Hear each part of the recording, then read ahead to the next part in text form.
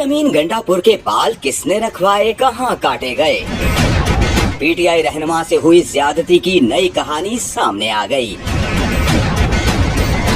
ये हैं अली अमीन गंडापुर, जिनके दौरान हिरासत बाल काट दिए गए। ये वो बाल थे जो उनकी वालिदा ने बहुत चाव से रखवाए थे। अली अमीन गंडापुर भाइयों में सबसे छोटे हैं। उनकी वालिदा की ख्वाहिश थी कि वो लंबे बाल रखें, जिस पर तीनों भाइयों ने लंबे बाल रखे।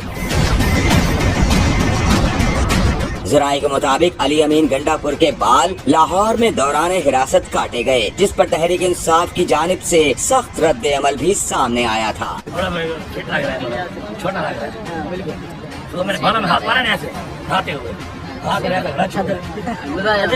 अली अमीन गंडापुर के वालिद ने भी सख्त गुस्से का इजहार किया था। हम गंडापुरों की एक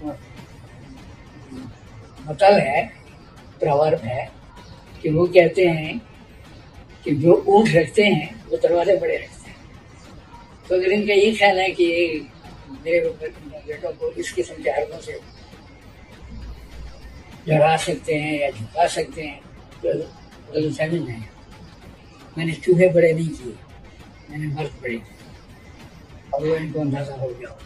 अली अमीन गंडापुर अब रिहा हो चुके हैं। जमान पार कामत के बाद एक बार फिर उन्होंने अपनी जिद्दोजहद जारी रखने का अज़्म किया है और रिहाई के बाद अपने भाइयों के साथ अपनी एक खूबसूरत तस्वीर भी शेयर की है। तस्वीर में देखा जा सकता है कि अली अमीन गंडापुर डरने वालों या अपने मकसद से पीछे हटने वालों में से नहीं हैं। लेकिन सवाल ये है कि आखिर कब पाकिस्तान में ये नफरत की सियासत, ये जुल्म सितम और इंतकामी कार्रवाइयों का सिलसिला खत्म होगा।